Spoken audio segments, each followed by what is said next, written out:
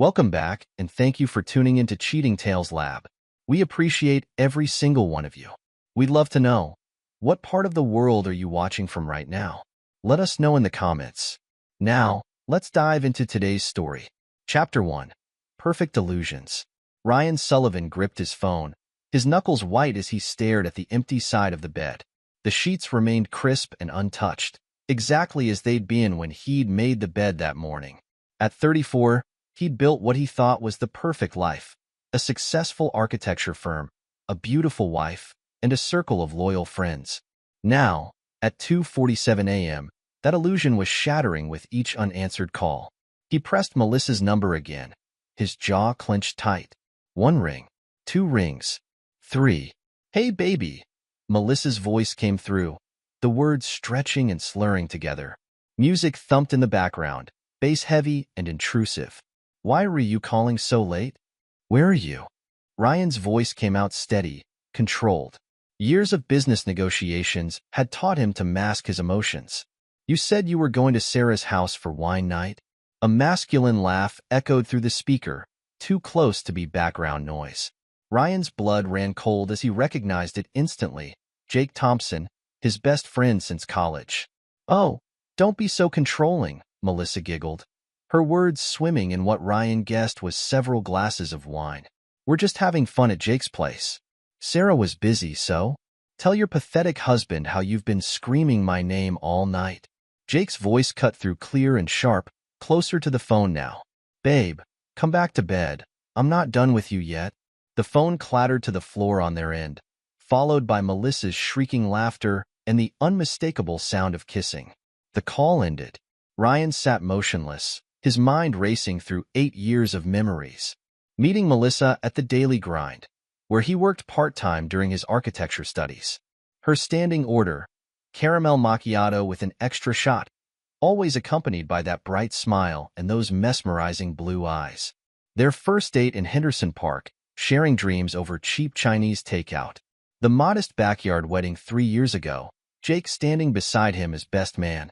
Jake, the friend who defended him from campus bullies during freshman year, who'd stayed up countless nights helping Ryan study for his architecture exams, who'd held Ryan's hand through his mother's cancer battle, organizing hospital visits and bringing home-cooked meals. The friend who'd invested in Ryan's struggling architecture firm when banks wouldn't give him a loan. A soft knock at his door pulled Ryan from his thoughts.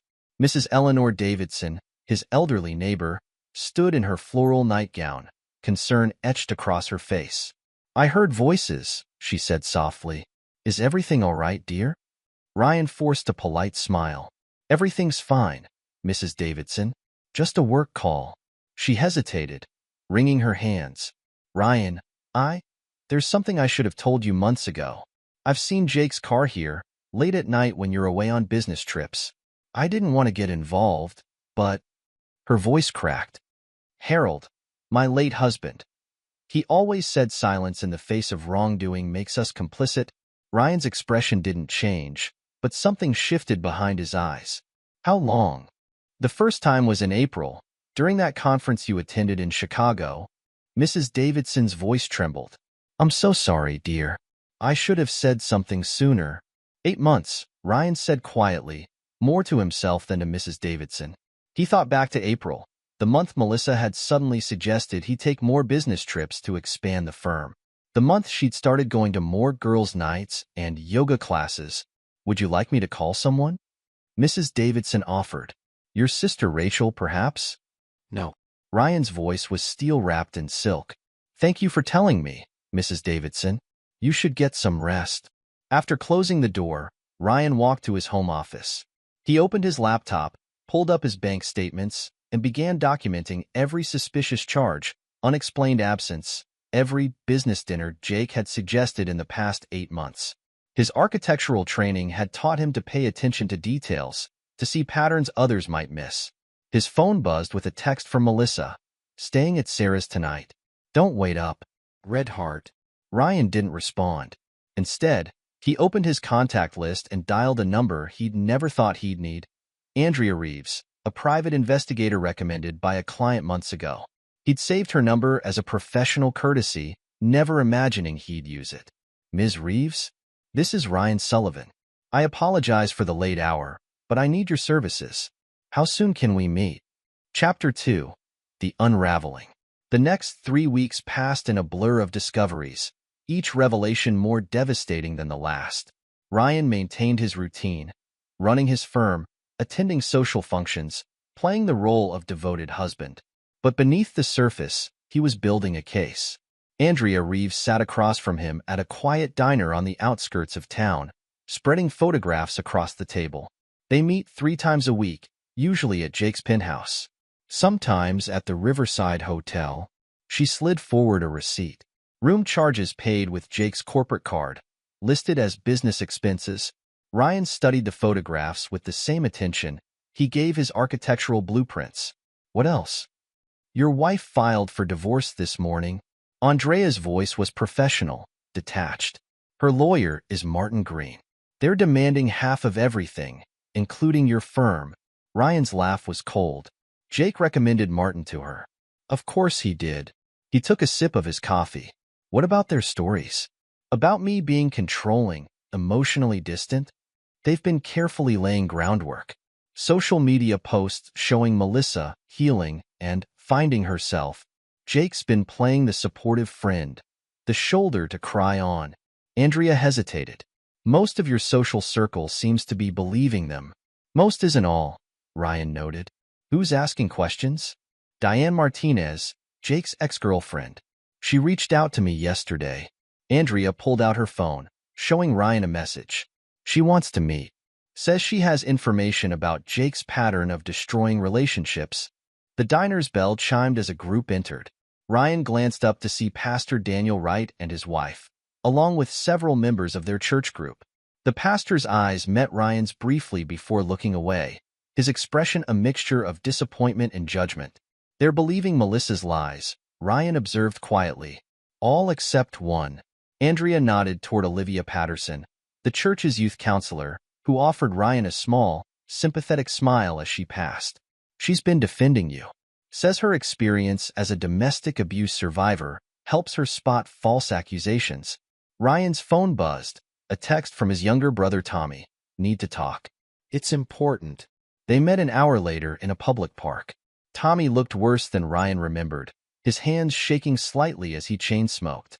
I knew, Tommy blurted out, unable to meet Ryan's eyes.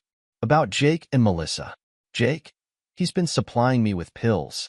Said he'd cut me off if I told you. He laughed bitterly. Some brother I am, right? Choosing drugs over family. Ryan studied his brother's hollow cheeks and sunken eyes. How long have you been using again? 6 months. Started right after losing my job. Tommy lit another cigarette.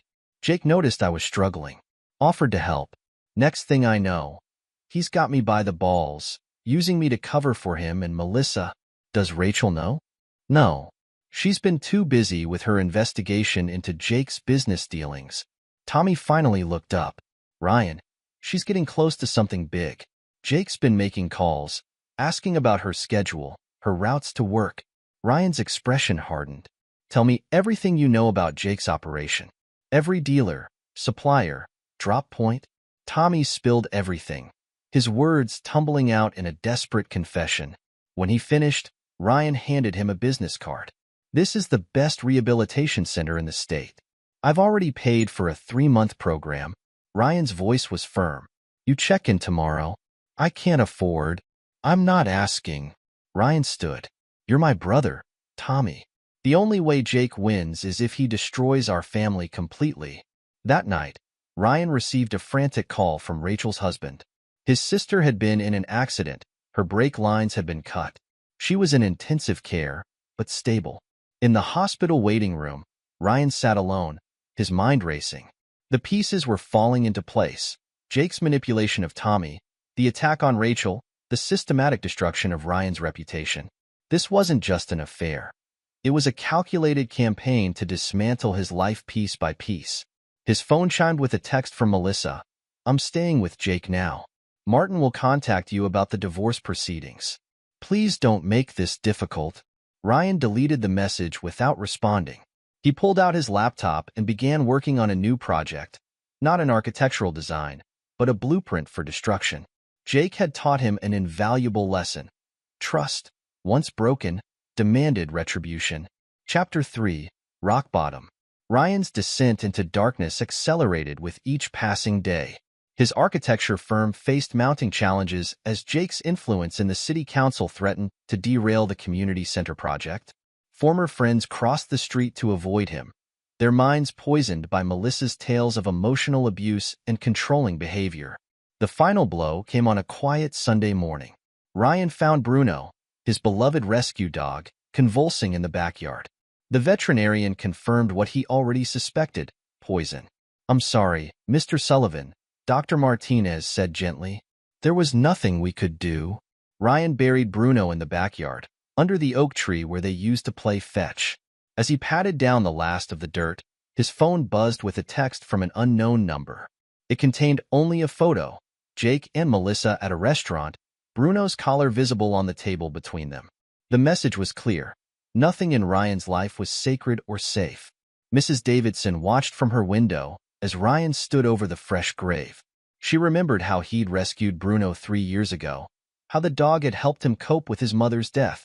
Making a decision, she picked up her phone. "Detective Reeves? This is Eleanor Davidson. About the Sullivan case. There's something else you should know." Meanwhile, at the city council meeting, Ryan's community center project faced its final hurdle.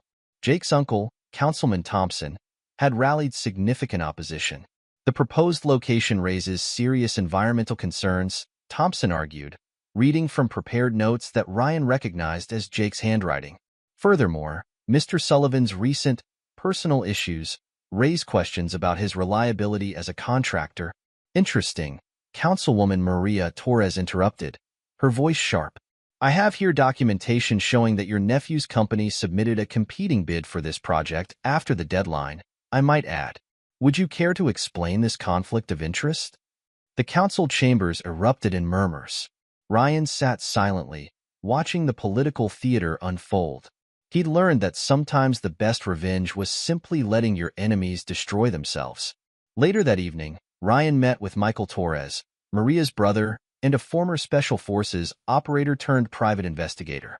"Your friend Jake's got connections to some dangerous people," Michael explained, spreading surveillance photos across Ryan's desk. "Loan sharks, drug dealers, corrupt officials. He's been using your firm's projects to launder money.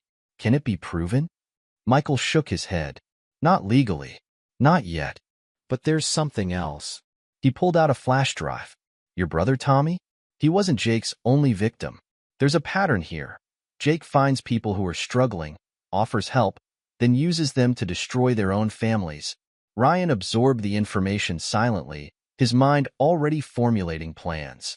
The kind, forgiving man who believed in second chances was gone, replaced by someone harder, more ruthless. His phone buzzed with an email from Martin Green, Melissa's lawyer. They wanted the house, half the firm, and a significant portion of his future earnings. The justification?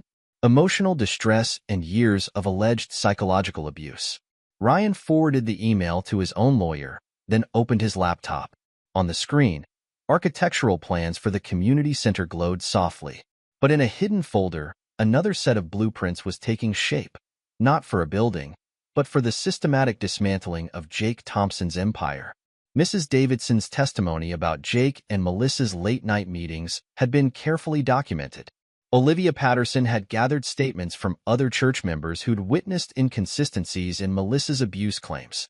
And Rachel, recovering in the hospital, had uncovered financial irregularities that tied Jake to several failed businesses and suspicious deaths. The pieces were there. All Ryan needed was patience and the willingness to be as ruthless as his enemies. That night, as he sat in his empty house, Ryan received one final text from Melissa. "I hope you understand that this is for the best. We just grew apart." Ryan didn't respond. Instead, he opened a new document and began typing. Phase 1. Financial disruption? The architect in him knew that before you could build something new, you had to clear the ground completely. Jake and Melissa had taught him that loyalty was an illusion, trust was a weapon, and revenge was a dish best served. The man who believed in forgiveness was dead, buried alongside his dog under the oak tree. In his place stood someone new, someone who understood that some betrayals could only be answered with complete and total destruction. As he worked through the night, Ryan smiled. Jake had unwittingly taught him the most valuable lesson of all. In a world of wolves, the worst mistake was showing mercy. Chapter 4. Planning in Shadows. Ryan Sullivan stood in his home office, now transformed into a command center. Photos, documents, and sticky notes covered the walls in an intricate web of connections. At the center hung two photos, Jake Thompson and Melissa Sullivan. Red string connected them to various pieces of evidence, creating a visual map of their destruction. "You've been busy," Andrea Reeves remarked, studying the display. She picked up a stack of financial records. Jake's gambling debts, impressive research.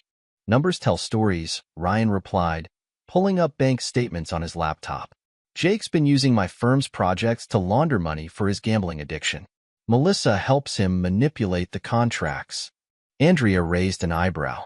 "That's why you hired Michael?" "Among other reasons."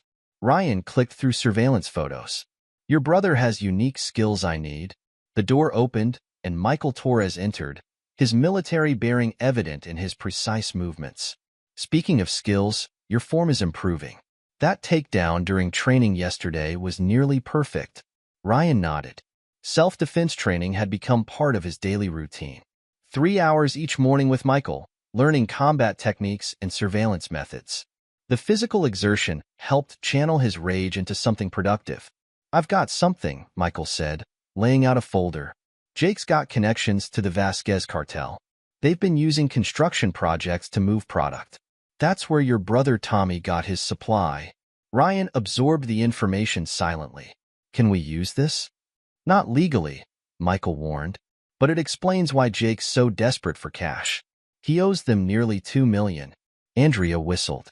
"That's a lot of gambling losses to cover." "It's not just gambling," a new voice added. Cameron Walsh stepped into the office, his laptop under his arm. The young hacker had dark circles under his eyes, testament to countless nights digging through digital records. "Jake's been skimming from multiple projects," Cameron continued, plugging his laptop into Ryan's monitor. "Look at these contract discrepancies. He inflates material costs, pockets the difference, but the money doesn't go to his gambling debts. It's being funneled somewhere else." Ryan studied the numbers. "Where?" "That's the interesting part." Cameron pulled up a series of offshore accounts. "These shell companies, they're linked to human trafficking operations. Jake's not just a homewrecker. He's into something much darker." The room fell silent as the implications sank in. Ryan's expression hardened. "Give me everything. Bank records, communications, any digital footprint you can find." "Already on it," Cameron replied. "But there's something else you should know. I found recordings, videos Jake made of his conquests, including Melissa." Ryan's jaw tightened. "Insurance? Blackmail material," Cameron confirmed. "He's got dozens of videos. Different women, all married. He records everything, keeps it as leverage." A knock at the door interrupted them. Catherine Pierce, Melissa's estranged mother, entered with a determined expression. "I brought what you asked for," she said, placing a worn journal on Ryan's desk. "Melissa's diary from high school. It details her relationship with her father, how his betrayal of our family shaped her." Ryan opened the journal, scanning its pages. "You're sure about helping us?" "She's your daughter." Catherine's face hardened. "She stopped being my daughter when she chose to become like her father. I watched him destroy our family with his affairs, saw how it twisted Melissa's view of relationships. Now she's continuing the cycle." "Tell me about her patterns," Ryan prompted, recording the conversation. "She seeks out strong, successful men, makes them trust her completely, then systematically destroys them." Catherine's voice trembled. "It's what she watched her father do to me. In her mind, it's better to be the betrayer than the betrayed." Andrea studied the diary. "This could be useful in the divorce proceedings." "No," Ryan said firmly. "We hold this in reserve. Jake thinks he's collecting blackmail material? Let's see how he likes having the tables turned." Michael cleared his throat. "Speaking of tables turning, I've made contact with some of Jake's creditors. They're interested in his recent activities." "Good." Ryan turned to Cameron. How long until you can access Jake's private servers? 2 days, maybe 3. His security is decent, but I've seen better. Cameron cracked his knuckles. Want me to plant the evidence we discussed? Not yet. Ryan studied the wall of evidence. First, we need to understand his complete operation. Everyone he's hurt, everything he's stolen, all his vulnerabilities. He turned to Catherine. Does Melissa know about Jake's other activities? No, Catherine replied. She thinks she's special, that their love is real. She has no idea she's just another pawn in his game. Ryan nodded, a plan forming in his mind. Then that's our first target. Cameron, prepare those videos. Catherine, write your daughter a letter. Mother to daughter, warning her about men like Jake. Like her father. And the cartel connection? Michael asked. We don't touch that directly, Ryan said. But anonymous tips to certain interested parties. That could be useful. Andrea watched Ryan with a mixture of admiration and concern. You're playing a dangerous game. No, Ryan corrected her. I'm not playing at all. This isn't a game. It's an execution. He turned to the group. Jake and Melissa wanted to destroy my life? Fine. But they're about to learn that some people hit back. Hard. Chapter 5. The First Strike. The plan unfolded with precision. Cameron's anonymous tip to Jake's creditors about his planned escape hit like a bombshell. Within hours, Jake's accounts were frozen, his assets seized, and his reputation in the business community began to crumble. Ryan watched from his office as Jake stormed out of the bank, phone pressed to his ear. Through the surveillance equipment Michael had installed, he could hear both sides of the conversation. What do you mean, frozen? I need that money. Jake's voice cracked with panic. Listen, I have payments due. No, you don't understand. These aren't the kind of people who accept excuses. The banker's response was firm. I'm sorry, Mr. Thompson, but given the evidence of financial irregularities, we're required by law to freeze all accounts pending investigation. Ryan turned to Cameron, who was monitoring the digital fallout. Status? His credit cards are declining, investment accounts locked, properties flagged for audit. Cameron grinned. He's bleeding money by the minute. A text message flashed on Ryan's phone from Melissa. Jake's acting strange. He won't tell me what's wrong. Can we talk? Right on schedule, Ryan murmured. He showed the message to Catherine. She's scared, Catherine observed. When things get tough, Melissa always runs back to what's familiar. That's why she stayed with that abusive boyfriend in college until I intervened. Should I respond? Ryan asked. No, Catherine said firmly. Let her stew. Fear makes her sloppy, makes her question her choices. Michael entered with fresh surveillance photos. You're going to want to see this. Melissa's been meeting with Bradley Cooper, Jake's business partner. The photos showed Melissa and Bradley in intimate conversation at a secluded restaurant. Their body language spoke volumes. History repeating itself, Andrea commented. She's already looking for her next mark.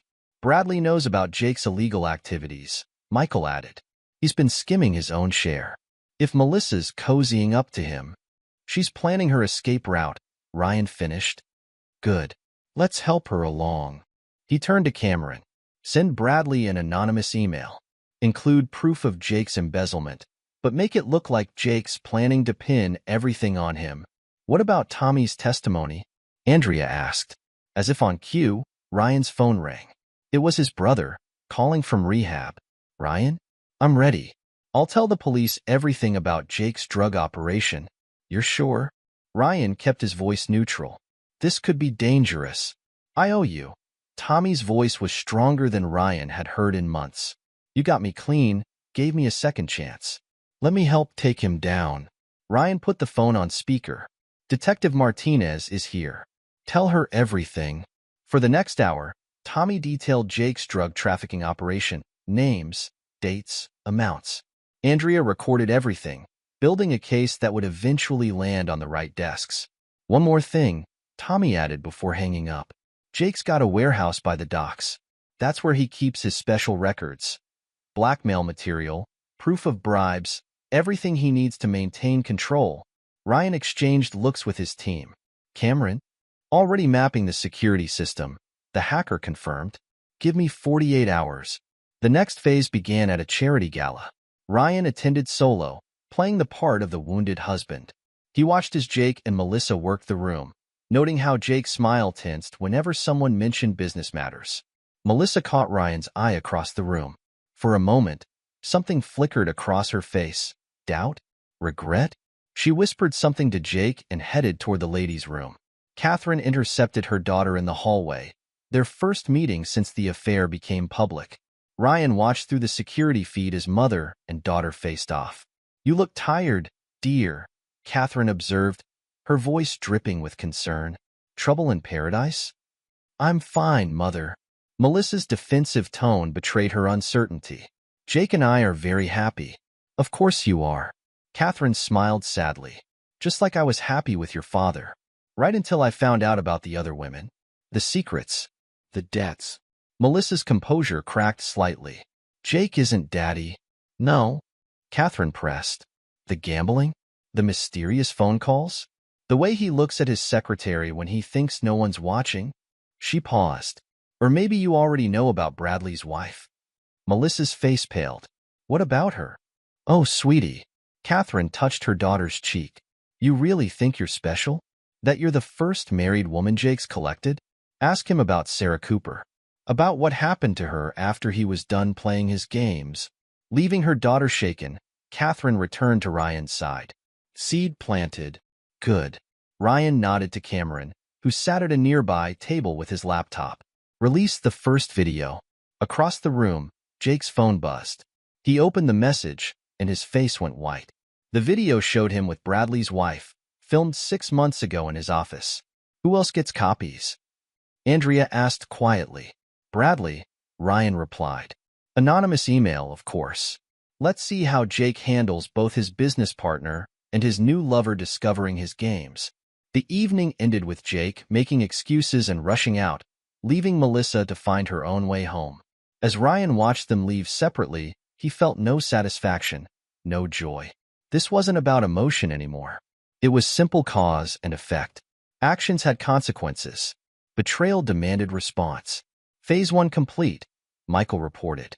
His business reputation is in tatters, his romantic life is imploding, and his criminal associates are asking questions he can't answer. And Melissa? Catherine asked. Ryan watched his wife's car disappear into the night. She chose to play Jake's game. Now she'll learn the rules the hard way. He turned to his team. Prepare for Phase 2. It's time to dismantle everything they thought they could count on. Chapter 6. Gathering Storm. 3 months into Ryan's campaign, Jake Thompson's carefully constructed world began showing serious cracks. His business partners demanded audits, creditors called in loans, and former friends stopped returning his calls. Ryan attended social functions, playing the role of the devastated husband while gathering intelligence. At one such event, he overheard Jake arguing with Bradley Cooper in the coat room. You think I don't know about the videos? Bradley hissed. About you and Sarah? My wife, Jake. My wife. Keep your voice down, Jake growled. I can explain everything. Explain it to the SEC, Bradley spat. I've got proof of your embezzlement schemes. You try to pin this on me, I'll bury you. Ryan signaled Cameron, who adjusted the hidden microphone for better clarity.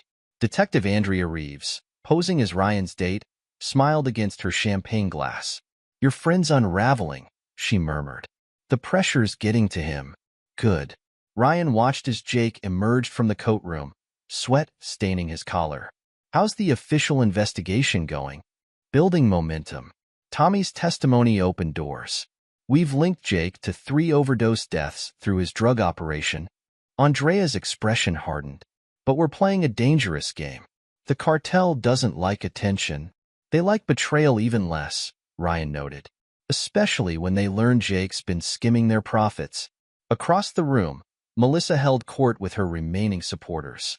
But her smile looked strained, her laughter forced. The anonymous videos had shaken her confidence in Jake, and Catherine's warnings had planted seeds of doubt. Mrs. Davidson approached Ryan's table, her elderly frame concealing a sharp mind and keen eye. That awful man was arguing with his neighbors again last night. Such language, and the things they were shouting about money and drugs. I recorded everything, just like you asked. Thank you, Mrs. Davidson. Ryan touched her hand gently. You've been invaluable. They hurt you, she said simply. And I stood by once, said nothing. Never again. Michael Torres joined them. His military bearings softened for the social setting. We've got movement at the warehouse. Jake's moving files, destroying records. He's running scared, Andrea observed. Let him run. Ryan's voice was cold. Fear makes people sloppy, makes them vulnerable. Later that night, Ryan met with Sofia Ramirez, a wealthy client who'd seen through Jake's manipulation. Her brother Diego, another PI, had uncovered disturbing connections. Jake's not just trafficking drugs, Diego explained, spreading photos across Ryan's desk. He's involved in human trafficking. Young women promised modeling contracts, brought into the country, then sold to the highest bidder. Ryan studied the evidence. Can we prove it? Not yet. But one of his victims is willing to talk. Diego slid forward a photo of a young woman, Maria Vasquez. She escaped 3 months ago. She's been hiding, afraid to come forward. Protection? Already arranged. Diego nodded. She'll testify when the time comes. Ryan added the information to his war room. The walls now told a story of corruption, betrayal, and exploitation. Jake Thompson wasn't just a man who stole his wife. He was a monster who destroyed lives for profit and pleasure. A text message lit up Ryan's phone. Melissa, we need to talk. About Jake. About everything. She's breaking, Catherine said from the doorway. She'd been monitoring her daughter's social media, watching the facade crack. The videos, the rumors, Jake's increasing violence. She's realizing what kind of man she chose. Too late for regrets, Ryan replied, deleting the message without responding. Much too late, Catherine agreed. I raised her better than this. Taught her about dignity, loyalty, respect. She chose to become like her father instead. The next day brought new developments. Cameron had successfully breached Jake's private servers, uncovering years of blackmail material. He recorded everything, Cameron reported, disgust evident in his voice. Affairs, bribes, drug deals. Used the videos to control people, force them to participate in his schemes. Upload copies to secure servers, Ryan instructed. Then make sure certain interested parties get anonymous tips about their existence. The impact was immediate.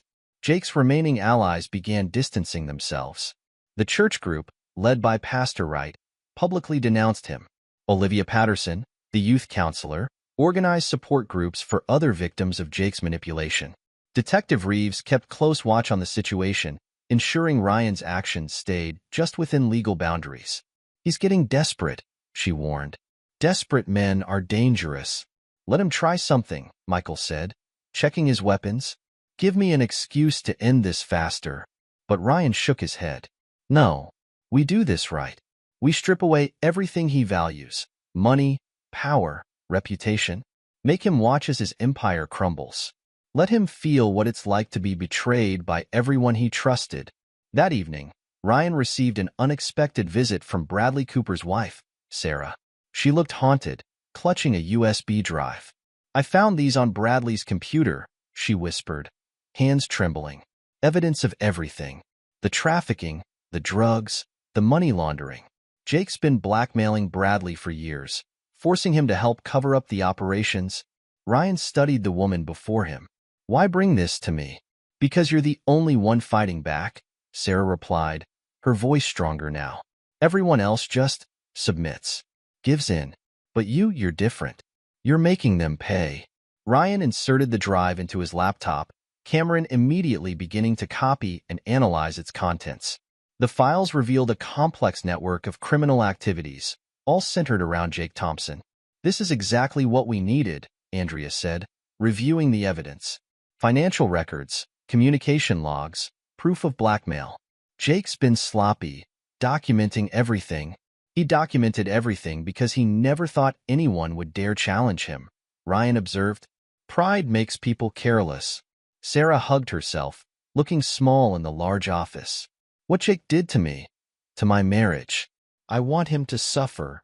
He will, Ryan promised. But I need you to do something first. Go home. Act normal. Let Bradley think his secrets are still safe. After Sarah left, Ryan gathered his team. The evidence she provided completed their picture of Jake's operation. Now they could move forward with the final phase of Act Two's plan. Cameron, start releasing the blackmail videos. One each day. Send them to the victims first. Let them know they're not alone. Ryan's instructions were precise. Michael, make sure our friends in the cartel learn about Jake's creative accounting. What about Melissa? Catherine asked from her corner of the room. She made her choice, Ryan replied coldly. Now she gets to watch as her perfect new life falls apart. Mrs. Davidson's voice crackled through the surveillance system. Jake's home. He's arguing with Melissa again. Something about missing money and dangerous people asking questions. They listened as the argument escalated, Jake's true nature revealing itself in his threats and rage. Melissa's frightened protest confirmed what they already knew. She was realizing too late what kind of man she'd chosen. Should we intervene? Andrea asked, concerned by the violence in Jake's voice. No, Ryan said firmly. Let her experience the consequences of her betrayal. She thought Jake was her salvation from an emotionally distant husband. Let her learn what real emotional abuse feels like. The team worked through the night, setting up the final pieces of their plan. Evidence was positioned, witnesses were prepared, and traps were laid. Jake Thompson's reign of destruction was about to end, not with a bang, but with the slow, inexorable dismantling of everything he'd built through lies and betrayal. As dawn approached, Ryan stood in his war room, studying the web of evidence and connections that would bring down his enemies.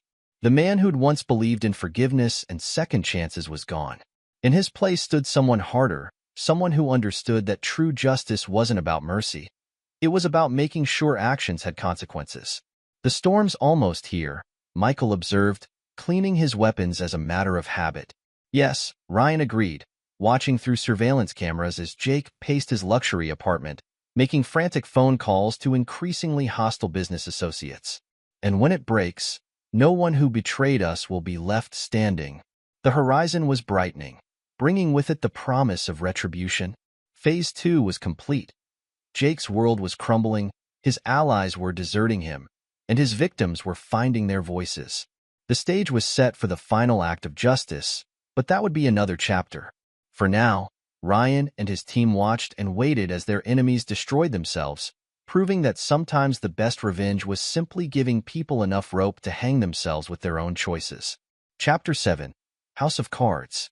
The trap Ryan had meticulously crafted over months began to spring.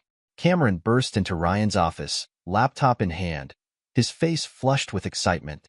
You need to see this, he said, connecting to the main screen. I finally cracked Jake's private server. The blackmail videos, the financial records, everything. Ryan leaned forward, scanning the files. Show me. The screen filled with dozens of video thumbnails, each labeled with dates and names. Jake had recorded everything, his affairs, his business dealings, his threats. Among them were videos of Melissa, caught in compromising positions she hadn't known were being filmed. Send them to her, Ryan instructed. Anonymous email. Include the documents showing Jake's plans to pin his financial crimes on her. What about his other victims? Cameron asked. All of them, one by one. Let them see what kind of man they've been protecting. Michael Torres entered, his expression grim. The cartel's asking questions about their missing money. Jake tried selling information about their operation to a rival group. They're not happy. Good. Ryan pulled up a document on his screen. These are Jake's gambling debts. Make sure his creditors get copies, especially the ones who operate outside legal channels. The response was immediate. Jake's phone began ringing nonstop, each call more threatening than the last.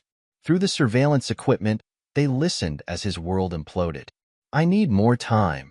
Jake shouted into his phone. Just give me a week. I can get your money. The response, in rapid Spanish, made him pale. Melissa stormed into their apartment, waving her phone. What is this? You've been recording me? Recording us?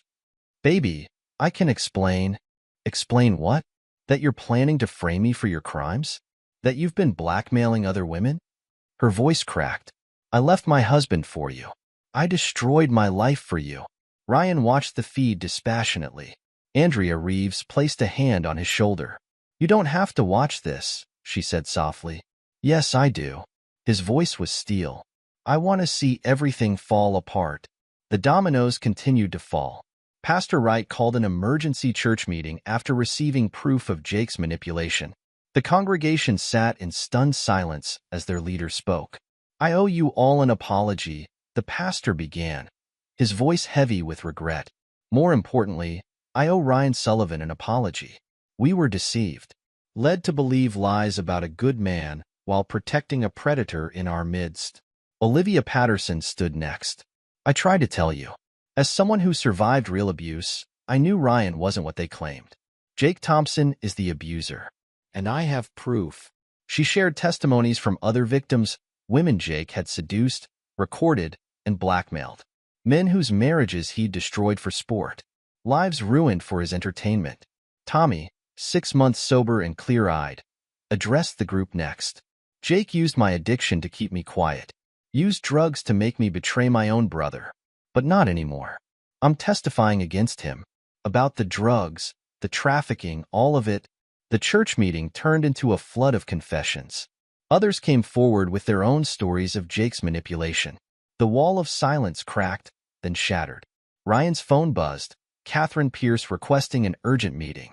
He found her at their usual cafe, watching footage of Jake threatening Melissa. "She's reaping what she sowed," Catherine said, her voice hard. "Just like her father did." "Any regrets?" Ryan asked. "About helping destroy my own daughter?"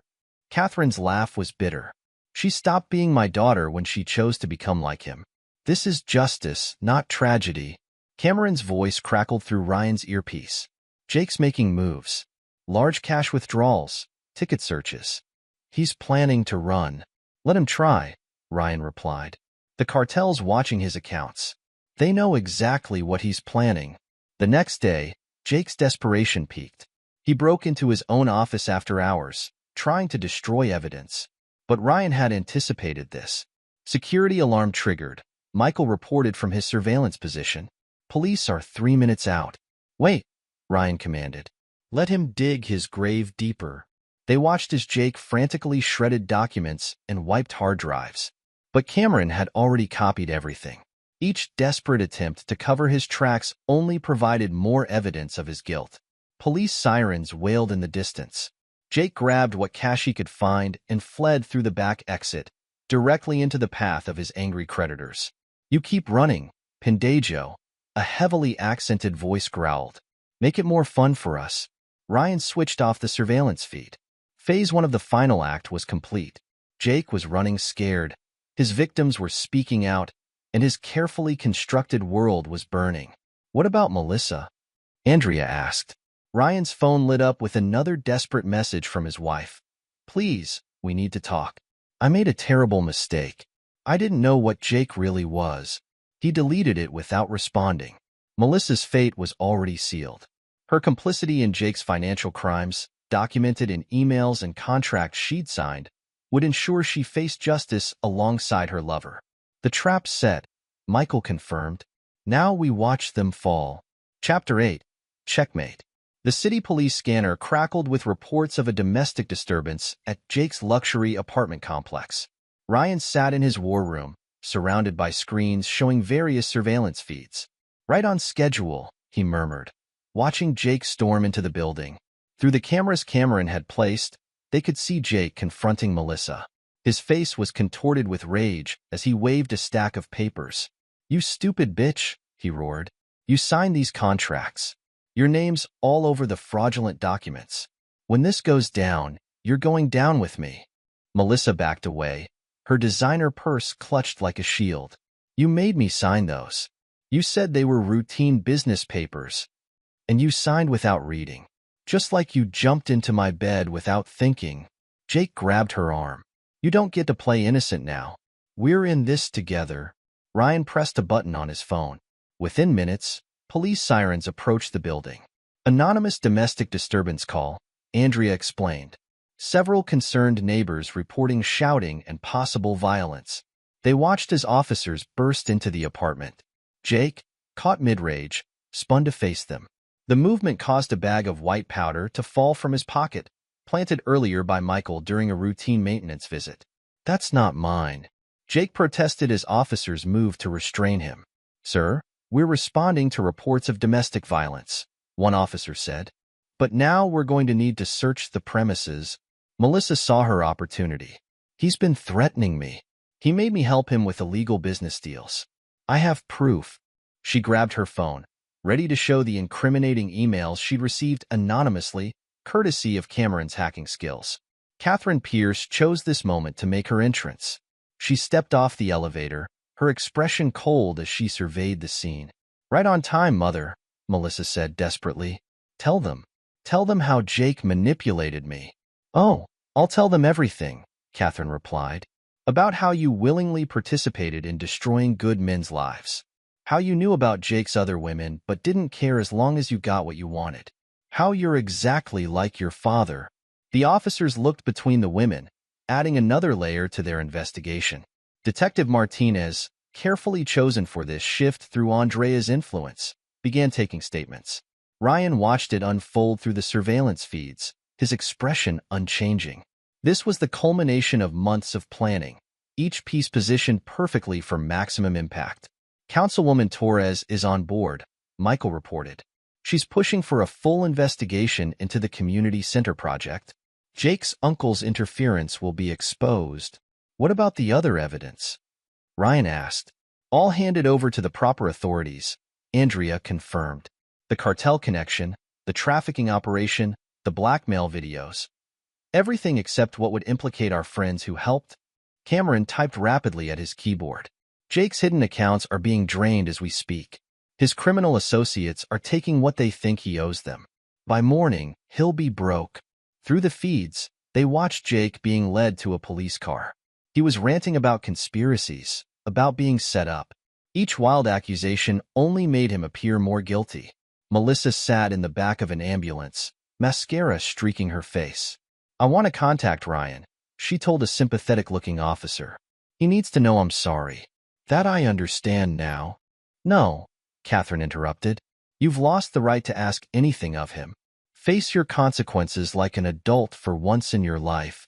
Ryan turned off the feed. Status of the community center project? Back on track, Andrea reported. Councilwoman Torres pushed it through. Construction resumes next week. Tommy's testimony? Recorded and filed, Michael confirmed. He's doing well in recovery. Wants to help other addicts Jake manipulated. The pieces were falling into place. Jake's arrest would trigger investigations into his business dealings. The evidence trail would lead to his criminal enterprises. His victims, emboldened by his downfall, would come forward with their stories. And through it all, Ryan would maintain his distance, appearing to be nothing more than another victim of Jake's machinations. His revenge would be complete, not through direct action, but by orchestrating his enemy's self-destruction. Chapter 9. Justice Served. The courtroom buzzed with tension as Jake Thompson was led in, wearing an orange jumpsuit instead of his usual designer suits. 3 months had passed since his arrest, each day bringing new revelations about his crimes. Ryan sat in the back row, watching the proceedings with cold satisfaction. Beside him, Andrea squeezed his hand supportively. The state calls Catherine Pierce to the stand, the prosecutor announced. Catherine's testimony was devastating. She detailed Jake's pattern of manipulation, the financial crimes he'd forced Melissa to participate in, the lives he'd destroyed for profit and pleasure. And your daughter's role in all this? The prosecutor asked. Melissa chose to become like her father, Catherine replied, her voice steady. She knew what Jake was doing to others. She helped him destroy Ryan's reputation with false accusations. She deserves whatever punishment the court decides. The evidence mounted throughout the day. Tommy testified about the drug operation. Sarah Cooper revealed the blackmail scheme. Maria Vasquez bravely described the trafficking operation. Through it all, Jake's composure cracked further. He shouted accusations, claimed conspiracies, threatened witnesses. Each outburst only reinforced his guilt. During a recess, Pastor Wright approached Ryan. The church has established a support group for victims of manipulation and betrayal. We'd be honored if you'd speak to them. Ryan considered the request. Have Tommy do it. He's better suited to help others heal. The pastor nodded, understanding. Ryan wasn't interested in healing. He wanted justice. The verdicts came swiftly. Jake faced multiple federal charges, his sentence measuring in decades. Melissa, as an accomplice, received a shorter but still significant term. In the courthouse lobby, reporters swarmed Ryan for comment. He gave them what they wanted, the story of a successful architect betrayed by his wife and best friend, who focused on rebuilding his life while justice took its course. Later, in his office, Ryan opened a letter that had arrived that morning. Inside was a photo from his college days, him and Jake, young and smiling. He added his own message. "You taught me that trust, once broken, can never be repaired. Thank you for the lesson." The photo and note were delivered to Jake's cell that afternoon. Ryan's architecture firm flourished in the aftermath. The community center project, nearly derailed by Jake's interference, became a symbol of resilience. Councilwoman Torres ensured its completion, turning it into a haven for those rebuilding their lives. Tommy thrived in his recovery, channeling his experience into helping other addicts. Rachel's exposé on Jake's criminal empire won journalism awards. Mrs. Davidson found purpose in mentoring young women, teaching them to recognize manipulation tactics. Andrea moved from investigator to partner, in both professional and personal spheres. Their shared understanding of justice created a bond stronger than mere affection. Was it worth it? She asked one evening, reviewing plans for their next project. Ryan looked around his office. The wall that had once displayed evidence of betrayal now held architectural awards and community recognition. His team had grown, his influence expanded. The man who'd once believed in unconditional forgiveness had been replaced by someone stronger, someone who understood that true justice required unflinching resolve. "They thought they could destroy me," he replied. "Instead, they gave me the motivation to rebuild something better, something stronger." He picked up the latest hospital report on Jake. Apparently prison life wasn't agreeing with him. Melissa's letters begging for forgiveness remained unopened in a drawer. "The best revenge," Ryan continued, "isn't just watching your enemies fall. It's rising so far above them that they're forced to watch your success from the depths of their own failure." The community center project was just the beginning. Ryan had learned valuable lessons about trust, justice, and the price of betrayal. His newest designs incorporated those lessons, creating spaces that brought people together while remembering that the strongest foundations were built on unforgiving stone. The man who believed in second chances was gone. In his place stood someone who understood that some betrayals demanded payment in full. His revenge hadn't just been about destruction. It was about rebirth, about taking the broken pieces of trust and forging them into something harder, stronger, and completely unforgiving. Justice had been served, not through violence or direct confrontation, but through the careful orchestration of consequences. Ryan had learned that the most satisfying revenge was letting people destroy themselves while building something greater from the ashes of their betrayal. Epilogue. A decade later. 10 years had passed since Jake Thompson's downfall. The Sullivan Architecture Group now occupied 3 floors of a downtown high-rise, its sleek logo visible across the city skyline. Inside his corner office, Ryan Sullivan reviewed plans for his latest project, a nationwide chain of rehabilitation centers, funded by the profits from his community center initiative. The foundation's quarterly report, Mr. Sullivan, his assistant said, placing a folder on his desk. The Ryan Sullivan Foundation for Survivors of Betrayal had grown from a small support group into a national organization, helping thousands rebuild their lives after manipulation and abuse. Ryan opened the folder, scanning the numbers. The foundation's success mirrored his own transformation from victim to victor. At 44, he'd become known as much for his philanthropic work as his architectural innovations. His story had inspired others to fight back against abusers and manipulators, though few knew the full extent of his calculated revenge. Andrea called. The assistant continued. "She's finalizing the security contract for the new centers." Ryan smiled. Andrea Reeves Sullivan had proven to be more than just an ally in his revenge. She'd become his partner in all things. Their wedding 5 years ago had been intimate, attended only by those who'd stood by him during his darkest days. Their shared understanding of justice and retribution had created an unbreakable bond. His phone buzzed with a text from Tommy, 10 years sober today.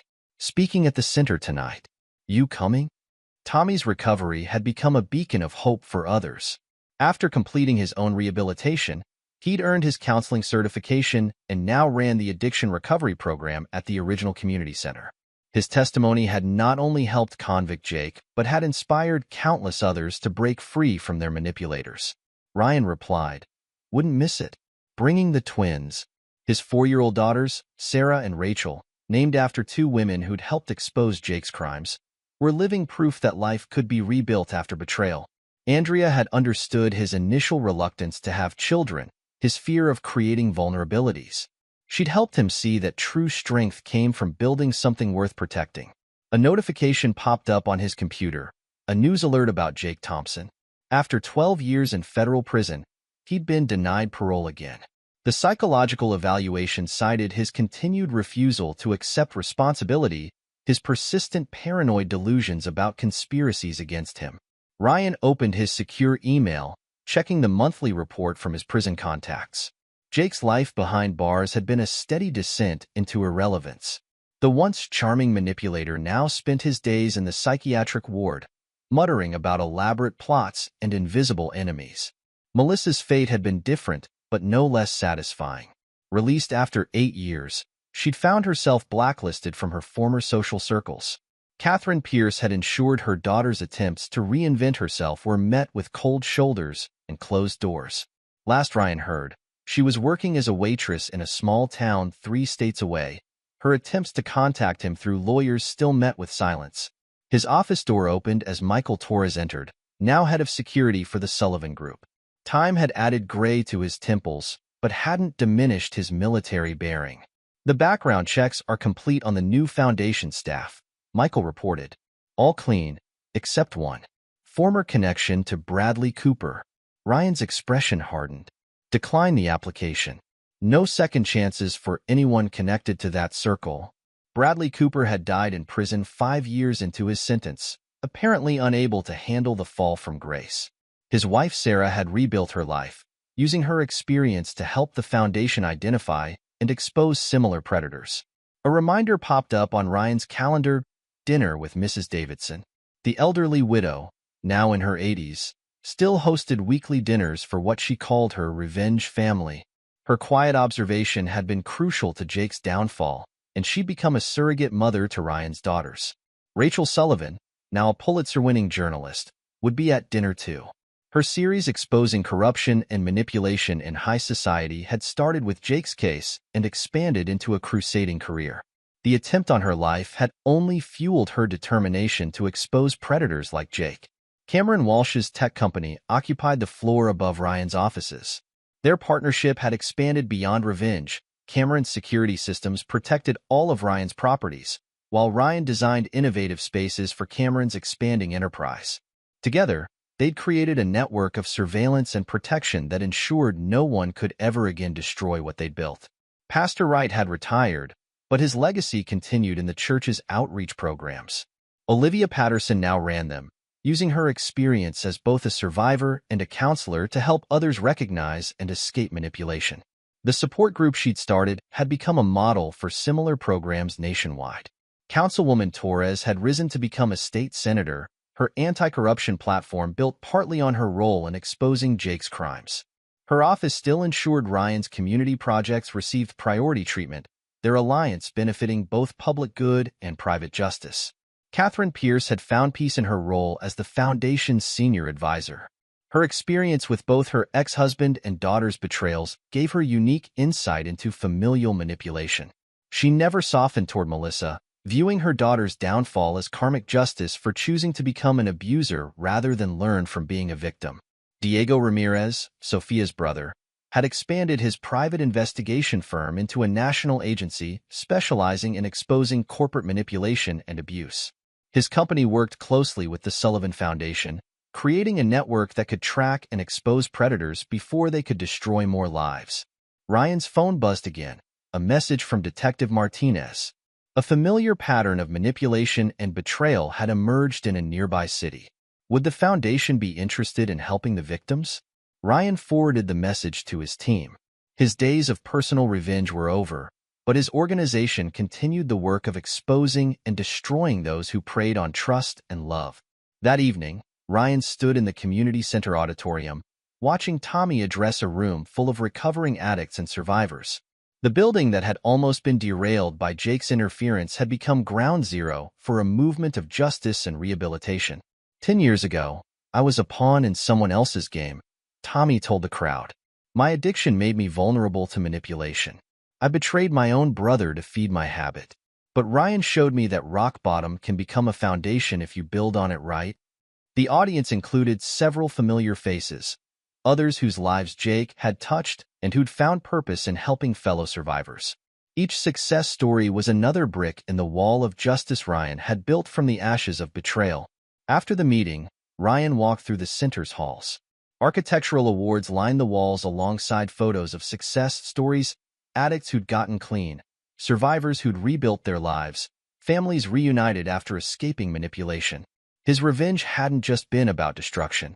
It had created a legacy of protection and empowerment. Still satisfied? Andrea asked, joining him with their daughters. Ryan watched Sarah and Rachel run to hug their Uncle Tommy, their innocent joy a reminder of what he'd fought to build. Satisfaction isn't the goal anymore. This is about making sure what happened to us can't happen to them. Later that night, Ryan sat in his home office, reviewing the day's reports. A small photo frame held the college picture he'd sent to Jake years ago, its message still clear. Trust, once broken, could never be repaired. But from that broken trust, he'd built something stronger, an unbreakable network of survivors and protectors. His revenge had evolved from personal retribution into a mission of prevention and protection. The man who'd been betrayed by his wife and best friend had become a guardian, using his experience to identify and stop manipulators before they could destroy more lives. The Sullivan Group's latest project sat on his desk, plans for a nationwide network of survivor support centers. Each building would incorporate elements of his story: transparent spaces to prevent hidden betrayals, strong foundations to weather any storm, and strategic positioning to watch for approaching threats. A decade after his victory, Ryan's life stood as testament to the truth he'd learned through revenge. The best response to betrayal wasn't just destroying your enemies, but building something so strong and impenetrable that no one would dare try to destroy it again. His phone lit up with another text from Detective Martinez. You were right. Found the same pattern in those cases you flagged. Ready to move when you are. Ryan smiled. The game had changed, but the hunt continued. Somewhere out there, another Jake Thompson was destroying lives for sport. Another Melissa was betraying sacred trusts. And Ryan's organization would be there, ready to expose them, stop them, and help their victims rebuild. The Foundation's motto, displayed in the lobby of each building, summed up the lesson he'd learned and now taught others. Trust must be earned, betrayal must be answered, and true justice requires unflinching resolve. His daughter's laughter echoed from the garden, where they played under Andrea's watchful eye. Mrs. Davidson sat in her favorite chair on her porch next door, keeping her own quiet vigil. Michael's security team maintained their discreet presence, and Cameron's systems monitored for any threat. This was his real victory, not just surviving betrayal, but building a fortress of protection and purpose from the rubble of broken trust. The man who'd once believed in forgiveness had created something far more valuable, a legacy of justice that would outlive any single act of revenge. Ryan closed the photo album and opened his laptop. There was work to be done, manipulators to expose, victims to protect. The game of trust and betrayal continued, but now he wrote the rules. And rule number 1 remained unchanged. Some betrayals demand a response that echoes through generations. The boy who'd once trusted blindly had become a man who trusted strategically. The husband who'd been betrayed had become a protector who prevented betrayals. And the architect who'd lost everything had built something greater than he'd ever imagined. A monument to the truth that the best revenge isn't just destroying your enemies, but building an impenetrable fortress from the stones they tried to break you with. This is where our story comes to an end. Share your thoughts in the comments section. Thanks for your time. If you enjoy this story, please subscribe to this channel. Click on the video you see on the screen, and I will see you there.